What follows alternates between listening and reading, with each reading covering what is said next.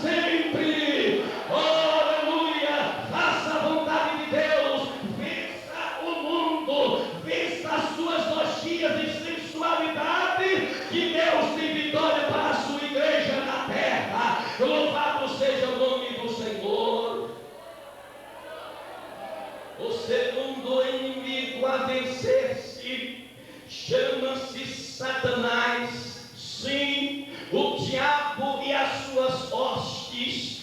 A Bíblia Sagrada diz em 1 Pedro, capítulo 9, versículo 8, ele diz: sede sóbrios, vigiai, o vosso adversário, o diabo, anda em derredor, ou bramando como um leão, procurando a quem possa tragar. Eu nunca vi na história da igreja na terra como o inimigo tem se levantado contra a igreja do Senhor. E a Bíblia Sagrada fala, o primeiro livro da Bíblia, em Gênesis capítulo 3 e o versículo 4: então a serpente disse à mulher: certamente morrerás. No versículo 5, porque Deus sabe que no dia que comerdes desse fruto, os vossos olhos se abrirão e sereis como Deus, conhecendo o bem e o mal. O inimigo das nossas almas sempre quis inverter as coisas.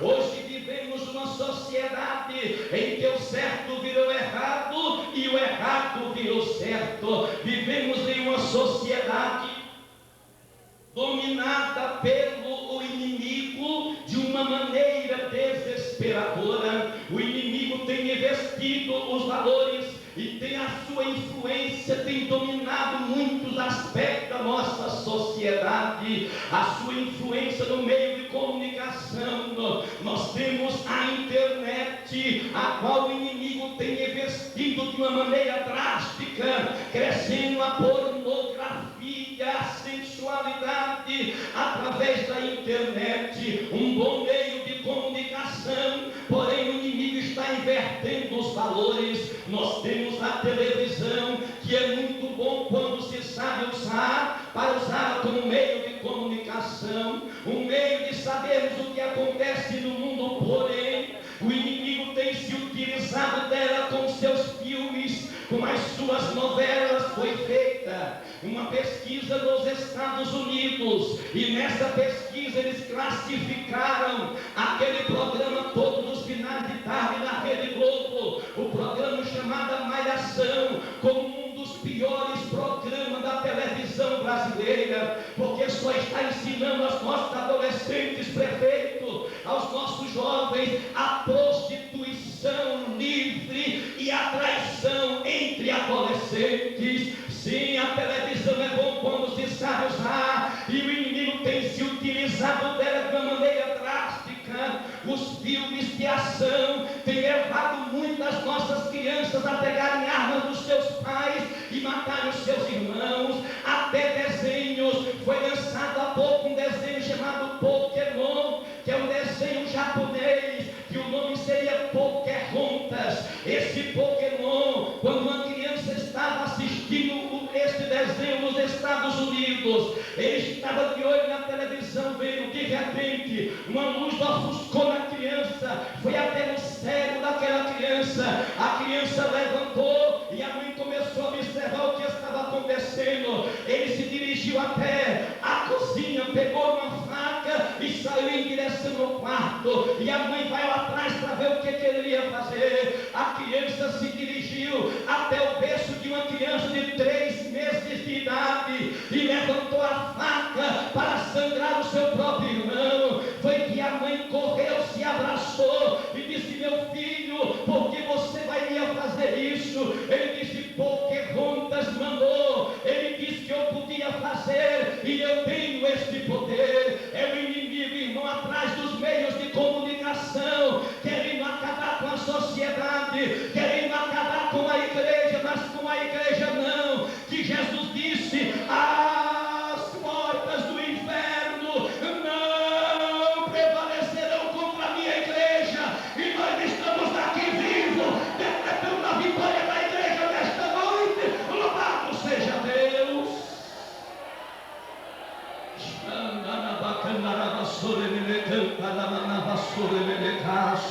Pode glorificar ao Senhor nesta noite, jovem. É noite de vitória. Você é forte, você é um vencedor. Esta igreja é forte e é vencedora, porque nós temos Jesus na nossa frente. Louvado seja Deus.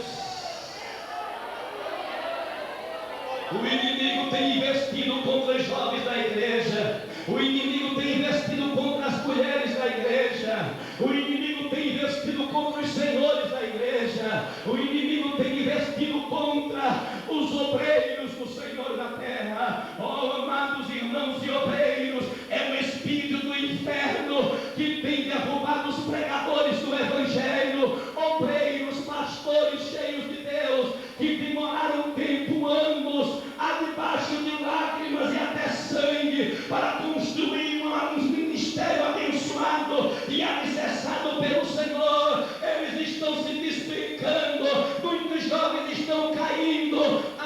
Mas nesta noite nós queremos amarrar este demônio pela autoridade do poder de Jesus e decretar a vitória da igreja. Louvado seja Deus.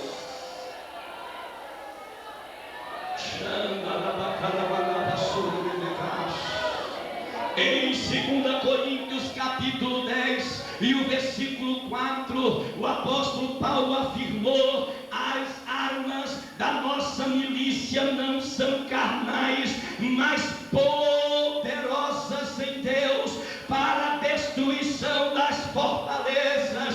Oh irmão, numa cidade, senhor prefeito, em uma cidade como essa, o diabo coloca em cada esquina uma fortaleza para que a sua administração não dê certo, para que a igreja não vá avante. Mas a Bíblia diz que as nossas armas são poderosas em Deus para destruir as fortalezas, e nós estamos aqui decretando a vitória desta cidade, decretando a vitória desta igreja, porque as nossas armas são poderosas em Deus para destruir as fortalezas. Louvado seja Deus.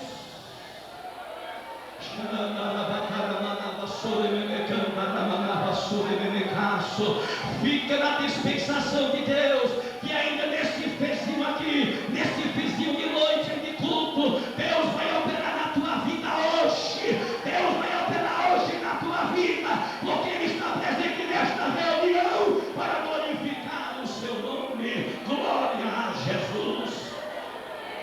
A Bíblia diz em Efésios capítulo 6 e o versículo 11: revestivos de toda a armadura de Deus, para estar firmes contra as astutas ciladas do diabo. É hora de um grande mover de Deus, é hora de um revestimento na igreja do Senhor Jesus Cristo. Oh irmãos, a igreja nasceu para vencer, e quando eu vi esse tema, fortes e vencedores, eu estive uma certa época, alguns meses passado, pregando numa igreja lá em Petrolina, uma grande e linda igreja. E lá, quando você chega, você encontra o pastor Sebastião Félix, é o pastor presidente daquela magna igreja, e para todo mundo que vai pregar lá, ele conta um testemunho, e há testemunhos por aí que não tem como a gente acreditar, mas o pastor Sebastião Félix é a mesma coisa do pastor Marinho aqui. Se ele me contar um testemunho, eu saio falando por todo canto, porque eu creio na palavra do servo de Deus. E esse pastor nos contara que lá em Pernambuco, em uma cidadezinha do Pernambuco, lá o circo de oração começa às 8 horas da manhã e termina às 5 horas da tarde. As irmãs permanecem o dia todo orando e jejuando, e a irmãzinha dirigente do circo de oração daquela congregação era uma irmãzinha que tinha 8 filhos, aliás, desculpe-me, 6 filhos pequenos. Ela era viúva e vivia com a aposentadoria do governo para sustentar seus 6 filhos. E o pastor conta que no dia dela ir para o circo de oração, numa quinta-feira, ela chamou a criança de 10 anos e disse: filha, eu estou indo para o circo de oração, o feijão e o arroz está pronto, quando der meio-dia você dá para os seus filhos e come, porque 5 horas termina e 5h30 eu estou de volta.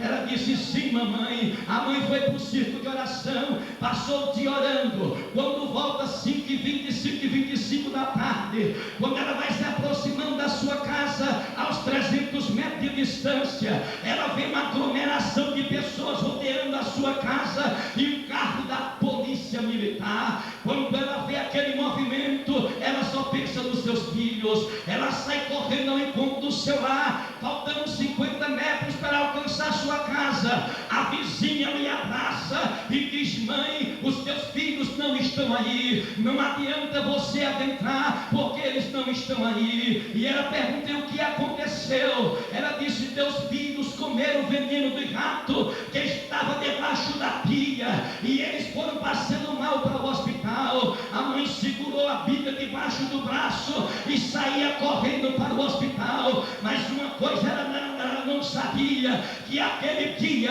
era dia de vitória na vida daquela mulher, porque Deus nos chamou para vencer. Ela vai ao hospital, e quando ela chega, ela empurra as portas e começa a correr nos corredores. Quando o médico vê aquela mulher entrando naquela angústia, ele pensou: só pode ser a mãe das crianças. O médico parou a mãe e disse: mãe, eu tenho duas notícias para te dar. Uma é boa e a outra é ruim. A boa é que 3 dos teus filhos que tomaram veneno, tomaram, mas não estão mais passando mal, já estão de alta. Agora a ruim é a seguinte: as outras 3 morreram. Eu, com a junta médica, examinamos as crianças e já temos um laudo médico que já está carimbado e assinado. Ele disse: mãe, volta para casa, vai embora, prepara o funeral destas 3 crianças, porque não tem mais jeito. Mas aquela mãe olhou para o médico e disse: doutor, por favor, deixe eu ver pelo menos as crianças mortas,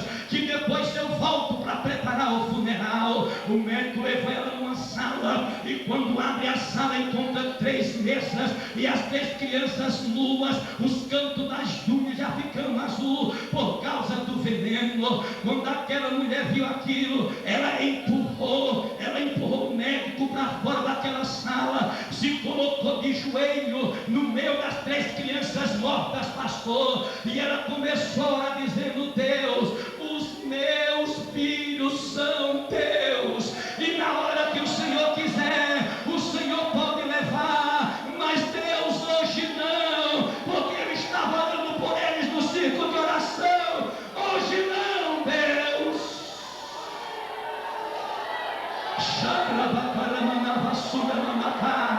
É hora de vencer, mocidade, é hora de ser vencedora. Deus chamou a igreja para vencer, e nós somos vencedores.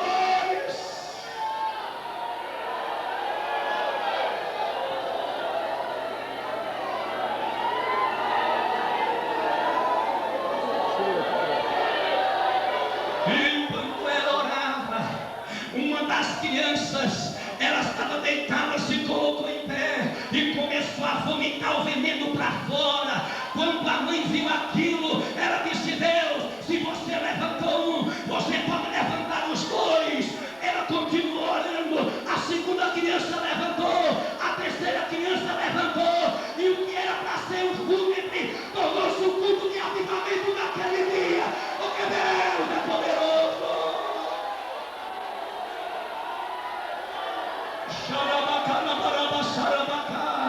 Eu creio, porque o nosso Deus é o Deus do impossível. Quando o médico viu aquele barulho do outro lado, ele levantou o pé, meteu na porta, arrombou a porta e entrou. Quando ele viu a mãe falando línguas estranhas e as crianças chorando, ele disse: mãe, o que é que está acontecendo aqui, mãe? Que negócio é esse? Estas crianças estavam mortas. E ela disse: estava, doutor, porque meu Jesus, ele é a vida, ele é a vida.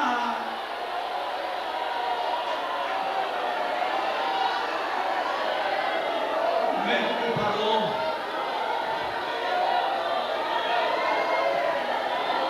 E disse: mandou chamar o único canal de televisão da cidade. O canal de televisão chegou, e ele ao vivo disse: eu tenho uma declaração para fazer para todo o povo desta cidade. Eu quero dizer que estas crianças que vocês estão vendo aqui agora, elas estavam mortas, porque eu assinei, os médicos também assinaram o laudo. E eu quero dizer uma coisa, que o Jesus desta mulher ressuscitou estas crianças, e que a partir de hoje eu vou servir a este Jesus, porque Ele é poderoso de verdade. Você serve ao Deus de vitória, você serve ao Deus que é forte. Jovem, você é forte, vença, igreja, vença.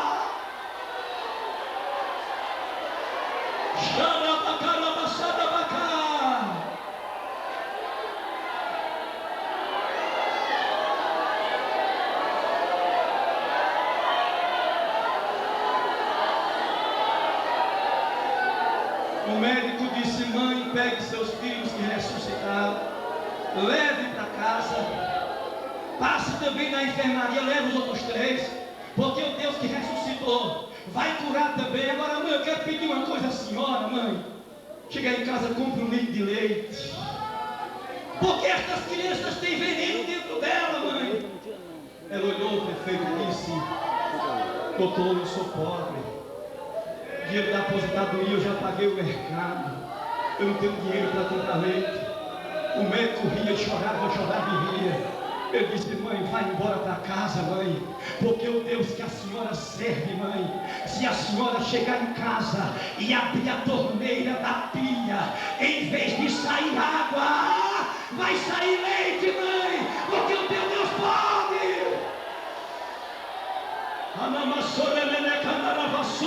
Esse é o Deus que você serve, igreja de Marcelino de Souza. Este é a igreja que nós servimos, ministério de Marcelino de Souza. Este é o Deus que você serve. Jovens, vocês são fortes e já vencestes o maligno.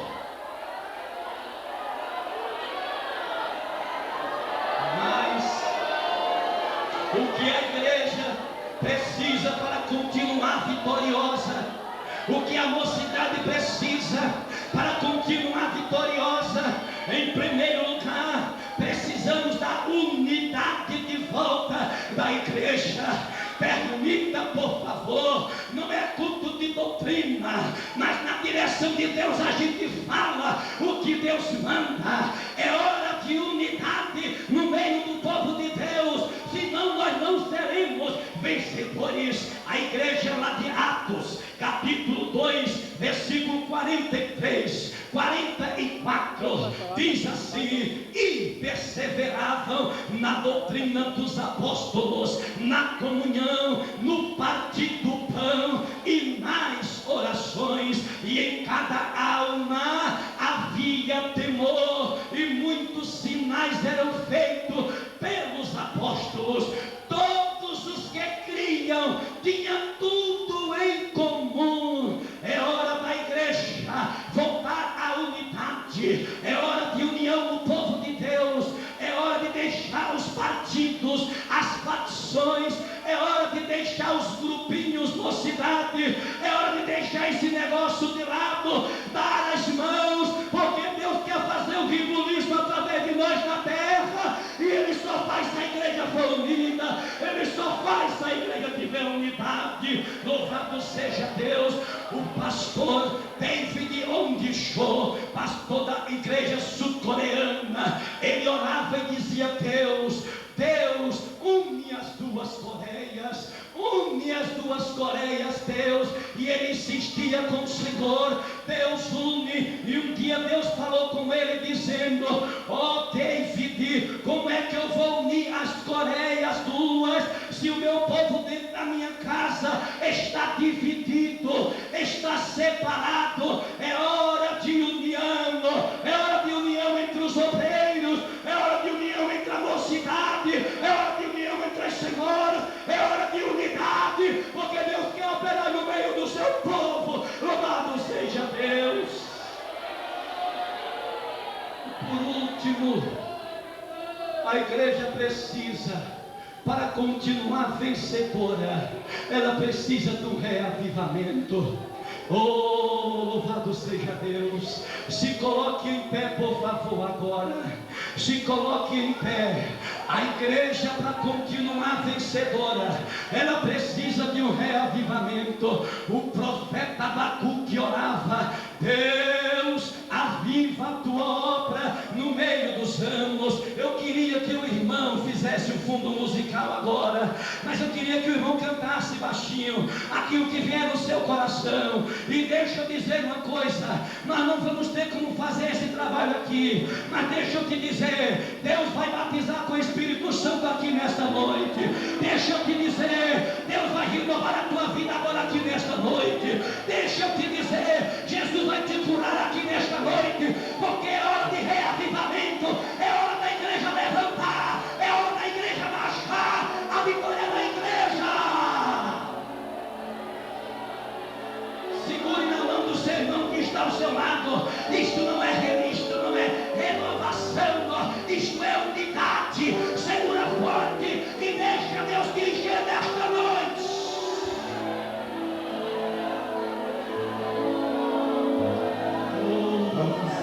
Feche o seu olho.